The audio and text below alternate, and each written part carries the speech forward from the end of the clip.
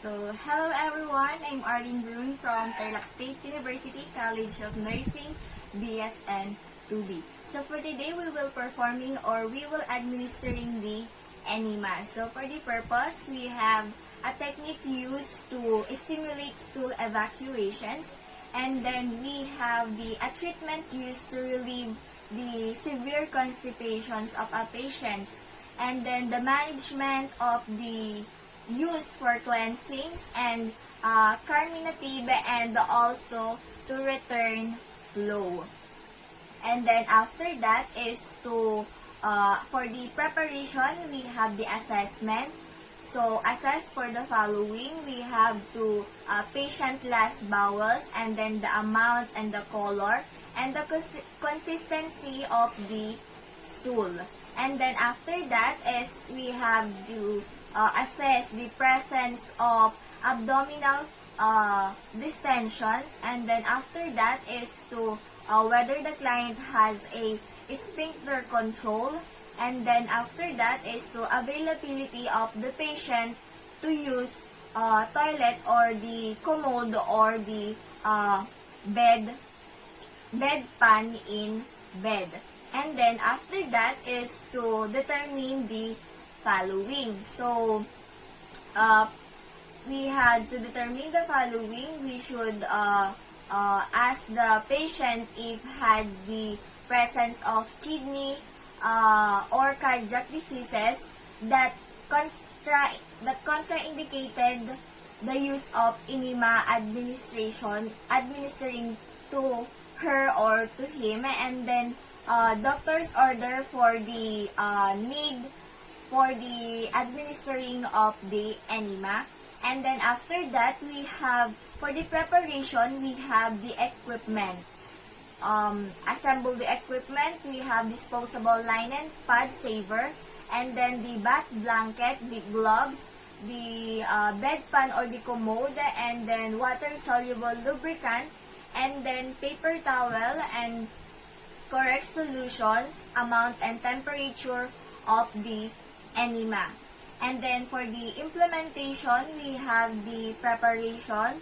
So lubricate about 5 cm or 2 inches of the rectal tube. So assuming that this is the lubricant, so this is the rectal tube.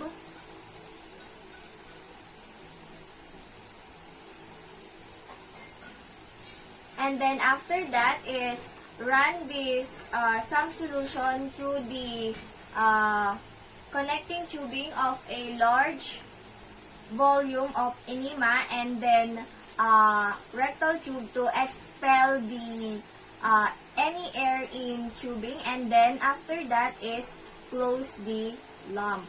So assuming we will close the lump, we will close the clamp rather. Yan. And then we will put this here.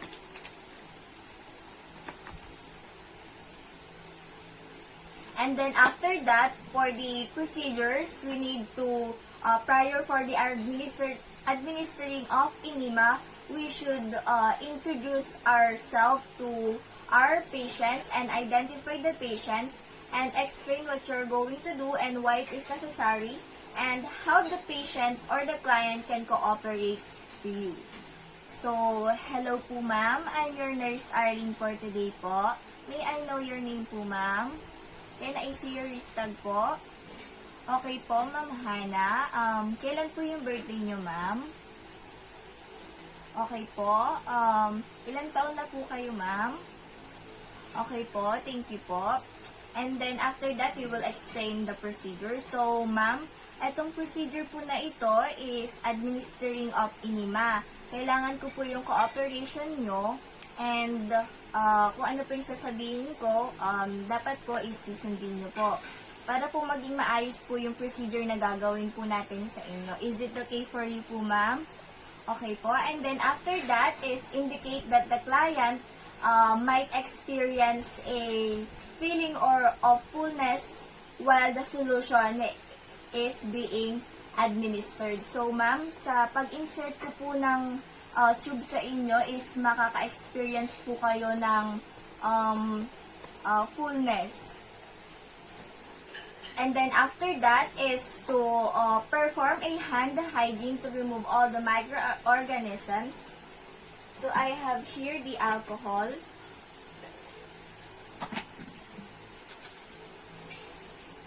And then the clean gloves.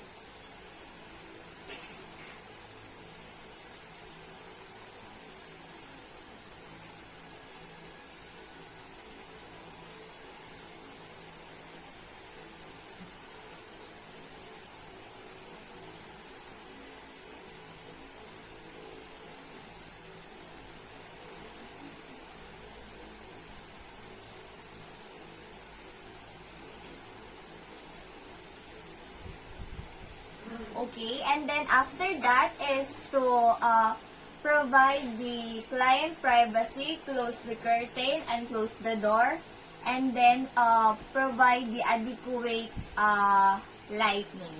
And then after that is to assist the client to the left lateral positions, and then with the right legs as acutely flexed as possible, and the linen saver is under the buttocks of the patients.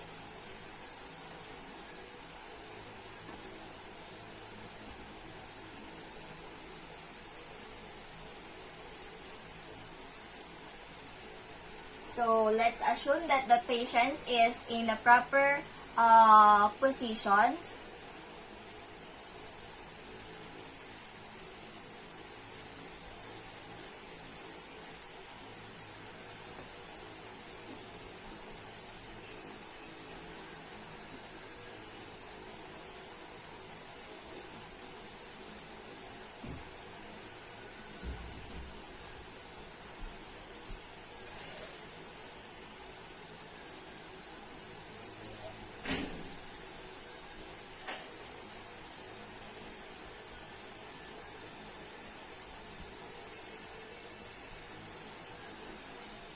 And then after that is to insert the enema tube. And then for the client with left lateral position, lift the upper buttocks and then insert the tube smoothly and slowly into the rectum, and directing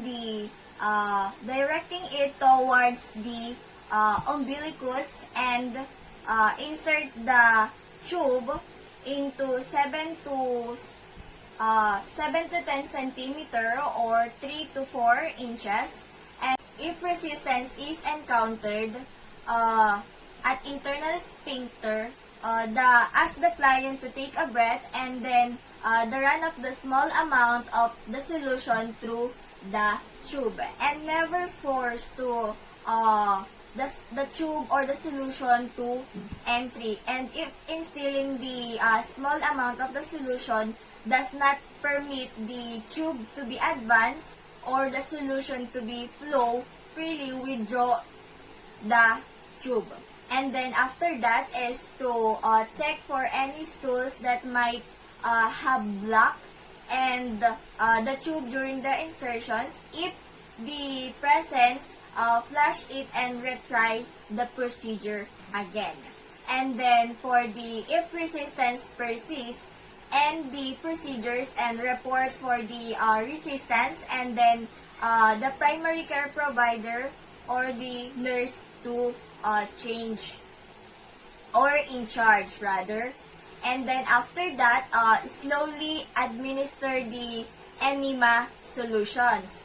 And then after that is to raise the solutions container and like this.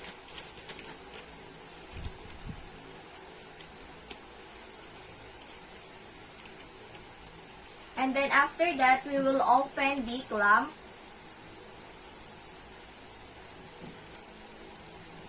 And then after opening the clamp, administer the fluid slowly if the clients complain for the fullness or pain, or the lower the container for the use of clamp to stop the flow for the 30 seconds, and then the restart for the flow at slower rate.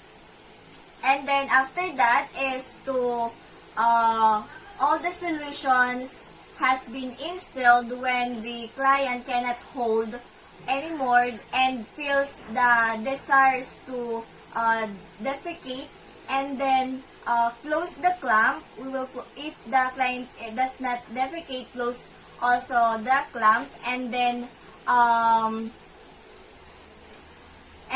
remove the rectal tube for the anus.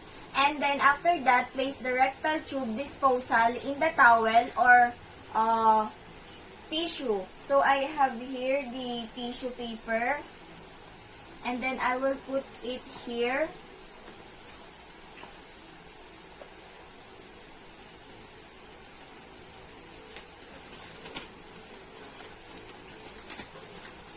And then after that is encourage the client to retain into the enema position. So ask the client to, or encourage the client to retain the enema, and then ask the client to remain lying down. So, ma'am, pwede po kayong mag-retain sa enema or pwede po kayo mag-lying down po. Kung saan po kayo mas comfortable po, ma'am. And then after that is to request that the client retain the solution for the appropriate amount of time, like 5 to 10 minutes, or for cleansing enema, 30 minutes for retentions enema. And then after that is to assist the client for defecate, assist the client to a sitting position on the bedpan, commode, or the toilet. So, ma'am, can you sit po? Wait po, ma'am. Tulungan ko na po kayo.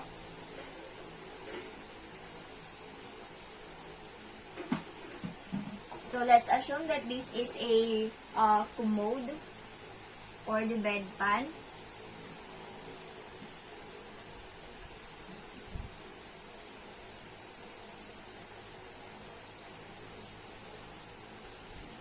And then after that is observe for the feces on the bedpan or the commode or the toilet. And then if a specimen of the feces is required, ask the client to use a bedpan or the commode. After that, ask the client, so ma'am, okay lang po ba kayo dyan, ma'am? And then, kaya nyo po ba na linisin po yung sarili ninyo? Okay po. And then the client said that she can clean her own. And then, sige po ma'am. Okay ma'am, are you done po? Okay po.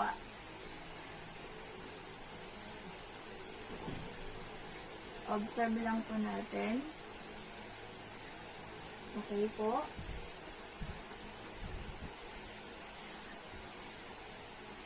And then, after that is we will place or position the patient into the comfortable position. So, ma'am, ihiga lang po natin, iga lang po kayo sa comfortable positions.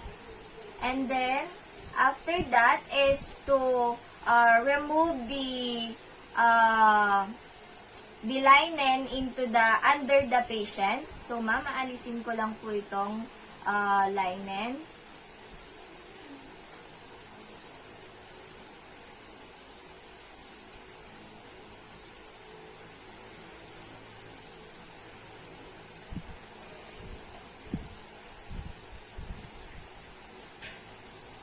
Okay po, ma'am. Are you comfortable with that position po?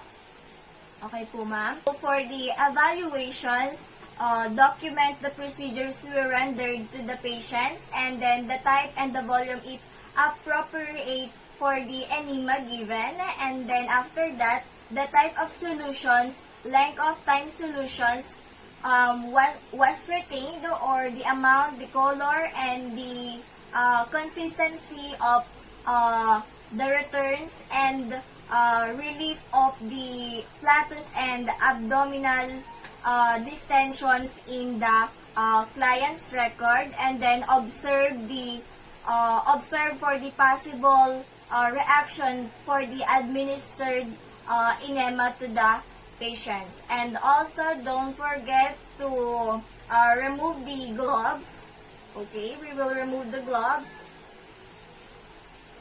carefully, and then we will use alcohol to sanitize our hand to remove all the microorganisms. And then after that, don't forget to thank to your patient. So, ma'am, thank you po, ma'am. And that's all for today. Thank you.